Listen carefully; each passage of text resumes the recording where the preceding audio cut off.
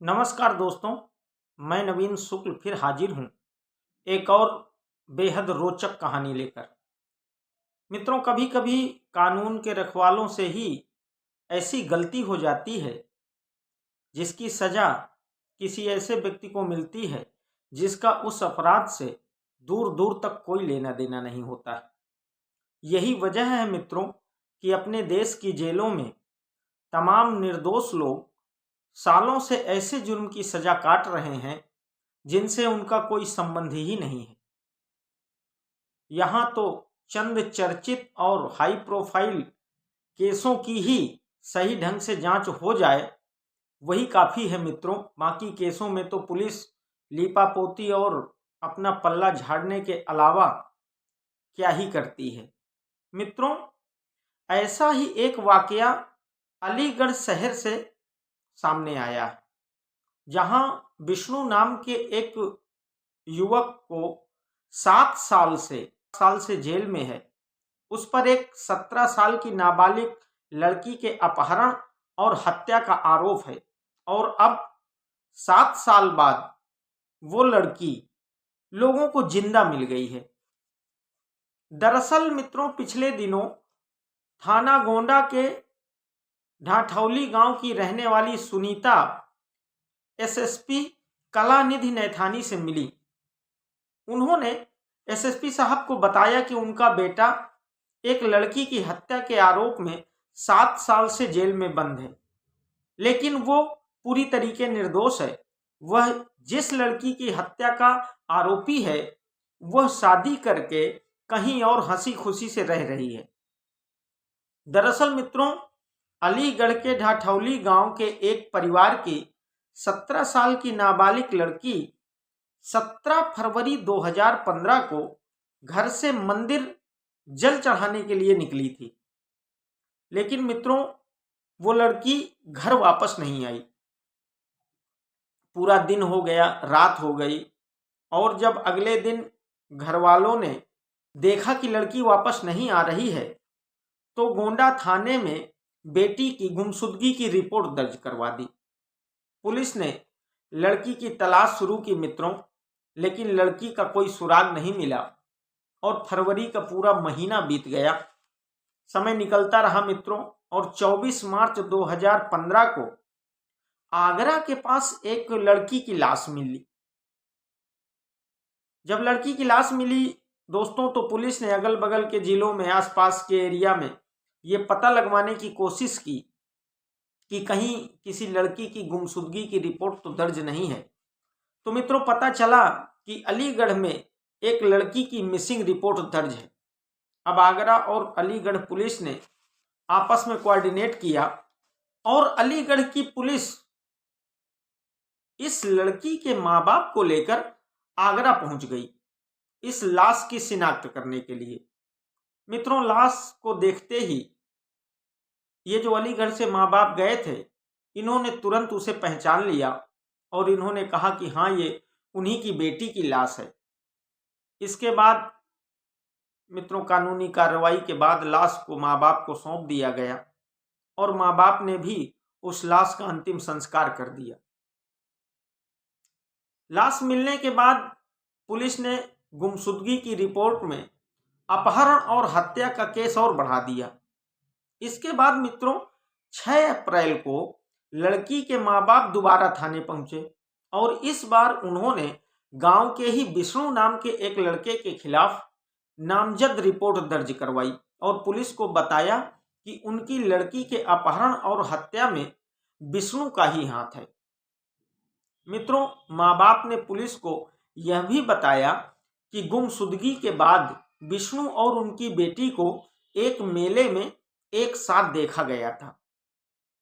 तो एक स्वाभाविक सी बात है मित्रों कि इतना सब जानकारी होने के बाद पुलिस क्या करेगी। पुलिस ने आनन फानन में विष्णु के खिलाफ मुकदमा दर्ज किया और उसे गिरफ्तार कर लिया। इसके बाद मित्रों पुलिस ने 25 सितंबर 2015 को अदालत में अपनी रिपोर्ट सौंप दी और रिपोर्ट में साफ साफ विष्णु को ही दोषी करार दिया गया था। रिपोर्ट में साफ साफ ये बात कही गई थी कि इस लड़की का अपहरण और हत्या विष्णु ने ही की है। इसके बाद विष्णु को मित्रों जेल भेज दिया गया। विष्णु की जेल जाने के 2 साल बाद यानी 2017 में इलाहाबाद हाई कोर्ट ने विष्णु को जमानत दे दी मित्रों, लेकिन सशर्त जमानत मिली थी विष्णु को कि इस दौरान विष्णु किसी गवाह या सबूत से कोई मेलजोल या छेड़छाड़ नहीं करेगा। इधर मित्रों 2 साल बीत गए थे तो निचली अदालत में भी इस केस का ट्रायल शुरू हो गया।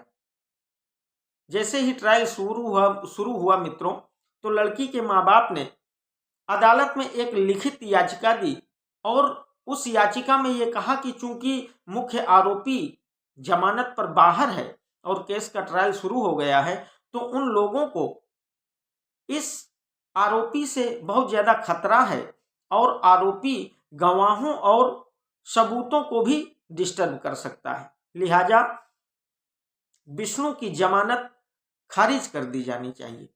अदालत ने भी इस याचिका पर गौर करते हुए विष्णु की जमानत खारिज कर दी मित्रों, और विष्णु दोबारा जेल चला गया। इसके बाद कहानी में एक नया मोड़ आया मित्रों, और वृंदावन के एक कथावाचक भागवताचार्य हाथरस के एक गांव में कथा सुनाने के लिए आए। क्योंकि कथा सुनने आसपास के, पड़ोस के, अगल बगल के गांव के बहुत सारे लोग आ जाते हैं कथा सुनने, तो उसी कथा में श्रोताओं के बीच में एक महिला बैठी थी मित्रों, जिस पर उन भागवताचार्य की नजर पड़ी।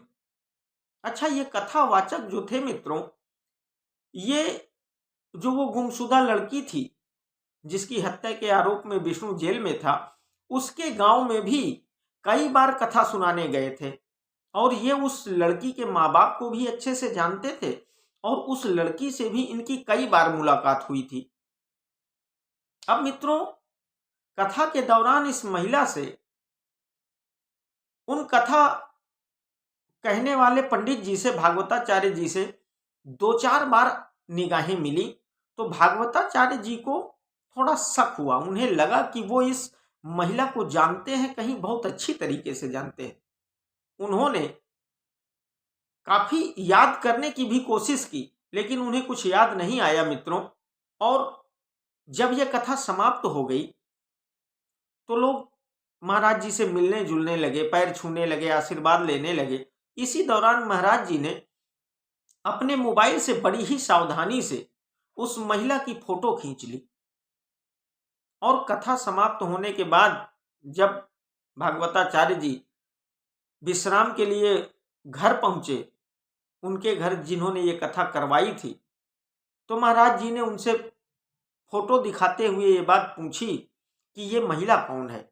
तो उन्होंने बताया कि यह महिला उनके घर के बगल में ही रहती है, बिल्कुल पड़ोस में ही, और ये शादीशुदा है, इसके 2 बच्चे हैं और ये लगभग 6-7 साल पहले यहां आई थी। चूंकि इस लड़की की गुमशुदगी और हत्या की खबर भागवताचार्य जी को भी थी, क्योंकि वो हर साल 4-6 साल से इनके गांव में भी कथा पढ़ने जाते थे, तो वो खबर उनको भी थी। और इन 7 सालों में उस महिला के चेहरे पर इतना परिवर्तन नहीं हुआ था कि उसे पहचाना न जा सके मित्रों। तो भागवताचार्य जी को लगा उसकी शकल सूरत, वो सारी चीजें देखकर, कि हो सकता है ये वही लड़की है क्या, ये हूबहू उसी तरीके की क्यों लग रही है। लेकिन अब समस्या ये थी कि भागवताचार्य जी किससे क्या कहें और किससे पूछें। अब पंडित जी ने सोचा कि उसके माँ बाप को यह तस्वीर दिखाना ठीक नहीं है, वरना अगर माँ बाप भी इस साजिश में शामिल हुए तो वो इस लड़की को गायब कर देंगे और विष्णु इसी तरीके सजा पाता रहेगा और ये मामला खुलकर सामने नहीं आ पाएगा। तो भागवताचार्य जी ने उस लड़के का पता लगवाया जो इस लड़की के कत्ल के इल्जाम में जेल में था, और महाराज उसकी मां सुनीता से मिले। संयोग से सुनीता भी महाराज की शिष्या थी, क्योंकि उसी गांव में ये आया जाया करते थे, तो वो भी इन्हें सुनने आती रही होगी, इनकी शिष्या रही होगी। महाराज ने सुनीता को अपने मोबाइल से वो जो फोटो खींची थी उस महिला की, उस फोटो को दिखाया तो सुनीता तुरंत ही उस फोटो को पहचान गई और उसने कहा कि ये तो वही लड़की है महाराज जी, जिसके हत्या के आरोप में मेरा बेटा 7 साल से जेल में बंद है। अब भागवताचार्य जी ने हाथरस के उस परिवार के बारे में अपने चेलों से, अपने शिष्यों से पता लगवाना शुरू किया तो पता चला मित्रों कि जिस फरवरी 2015 में वो लड़की गायब हुई थी, उसकी गुमशुदगी की रिपोर्ट दिखाई गई थी, उसी फरवरी 2015 में ये लड़की हाथरस पहुंची थी।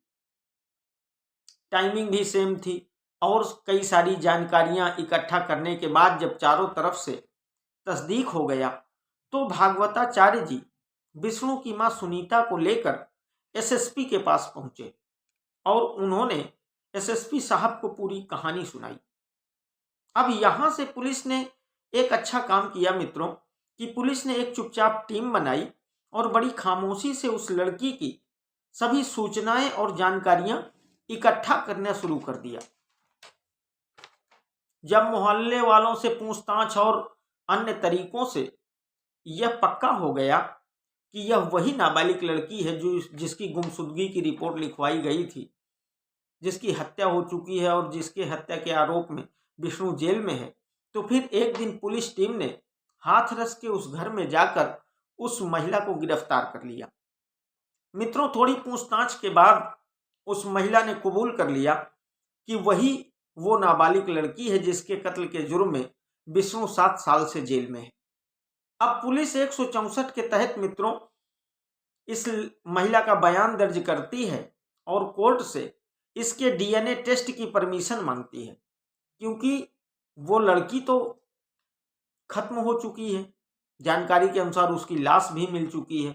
हो सकता है ये उस लड़की की कोई हमशक्ल हो, तो ये तस्दीक करना भी बेहद आवश्यक था कि ये वही लड़की है या नहीं, और ये सिर्फ डीएनए टेस्ट से ही पता चल सकता था। इसलिए पुलिस ने कोर्ट से ये गुजारिश की कि उसे इस लड़की की का डीएनए टेस्ट करने का परमिशन दिया जाए। मित्रों, अब पुलिस जांच के बाद अपनी रिपोर्ट अदालत में सौंपेगी और फिर विष्णु की रिहाई हो जाएगी। अगर इस बात में सच्चाई है और ये वही लड़की निकलती है तो विष्णु बरी हो जाएगा। लेकिन मित्रों, इधर विष्णु की मां ने कहा है कि अब उसके बच्चे को जल्द से जल्द रिहा किया जाना चाहिए। लेकिन मित्रों, ये सारी बातें तो ठीक हैं, सवाल यह है कि बेगुनाह विष्णु ने जो 7 साल जेल में काटे हैं उसकी भरपाई कौन और कैसे करेगा। लेकिन अब इस मामले में यह भी जानना बहुत जरूरी है मित्रों कि 7 साल पहले आगरा के पास जिस लड़की की लाश मिली थी, जिसे इस लड़की के माँ बाप ने अपनी लड़की मान लिया था, वो कौन थी? कहीं उसका कत्ल इन लोगों ने ही तो नहीं किया, या इसमें कोई और बहुत बड़ा षड्यंत्र है, साजिश है? तो ये सारी बातें मित्रों जांच का विषय है और इन सारी बातों को सामने आना चाहिए।